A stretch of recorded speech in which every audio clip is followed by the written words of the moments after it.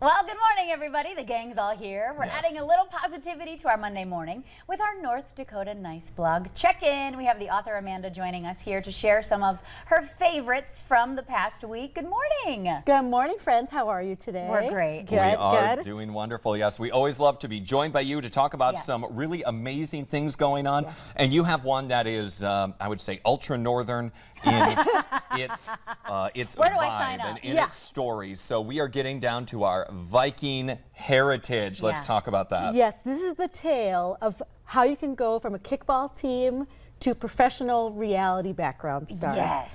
This is what we need to know. Yes, this is a very important thing for all of us. So a group of friends moved to the Fargo-Moorhead area from Detroit Lakes, from Grand Forks, from International Falls, and they decided to put together a kickball team at Frostival here in Fargo.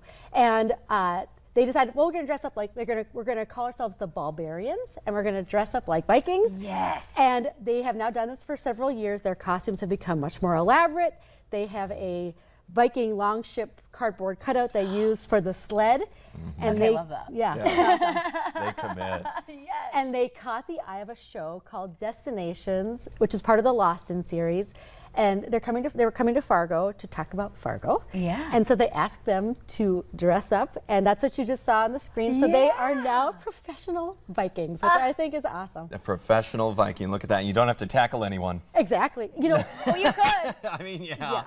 I just don't know how far that would go. Yeah. I mean, I'll do anything for a costume. Like, we were talking. Same. Yeah, yeah. So like if people came to me and they were like, would you dress up like a Viking? Yes. And drink beer? I'd be like, Commit to I mean, the I bit. don't even need the beer. I'll just sit there. Yeah. Sit here. We'll just enjoy the hat with the horns on the side of it and we see love where a we good go. theme. Yeah, we really do. Exactly.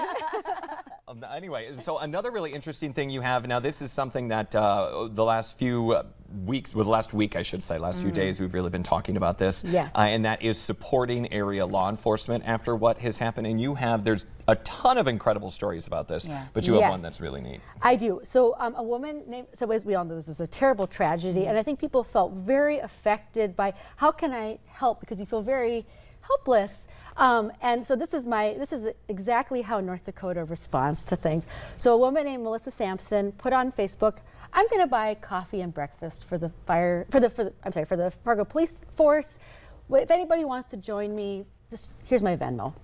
And she thought she'd get $10. Yeah. She got over $5,000. She actually had to cut it off because now there's a leadership fund that's for the three officers who are affected. So she gave $2,900 of it to the leadership fund, and then she also took the rest of it and has now provided breakfast and coffee for all of the first responders in Fargo and West Fargo. She did Fargo Police, West Fargo Police, Sanford ER and ambulance. Here you can see some of the pictures from when she dropped it off. And she said that they were very overwhelmed by all the support in the area, which I think is, my brother-in-law is a Mountie up in Canada, so I have a tiny glimpse into first response, and I think it can be very lonely, especially lately where, you know, nobody really wants you want the police, but you don't want the police. Yeah. No one likes getting a speeding ticket. Let's just say that. Yeah. And so, I mean, like, if you're in trouble and you need help, you don't want to be in trouble, right? So I think it's wonderful that everybody understands how important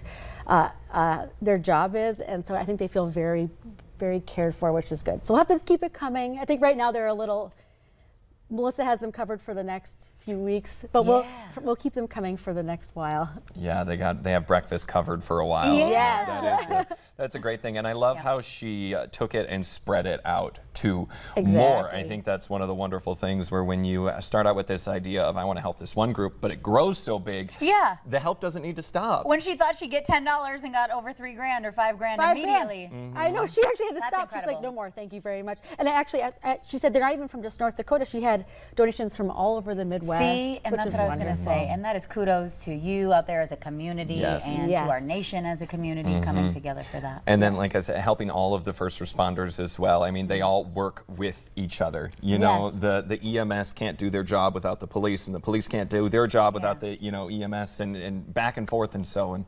Really great to see them all coming together. Yes. So how do we reach out to you through the blog? How do we read the blog? Tell us everything we need to know. Thank you for asking. So I'm looking for stories about people who make you say, oh, for nice. So NorthDakotaNice.com or NDNice.com. keep sending. All of these are submitted stories, so make sure you keep sending me these stories. I love them very much. I will find you if not, so you might as well just send them. So thank you. North Dakota naughty if you don't reach out. That's Yeah, she has a list. She checks it twice. That's right. Thank you, Amanda, so much for coming on this morning. Thank you for having me. It's always a good time. Well, coming up on today's show, the good time rolls on. We have Sophia out at WeFest. Get your country cowboy boots ready. She'll join us out there live. He's still on.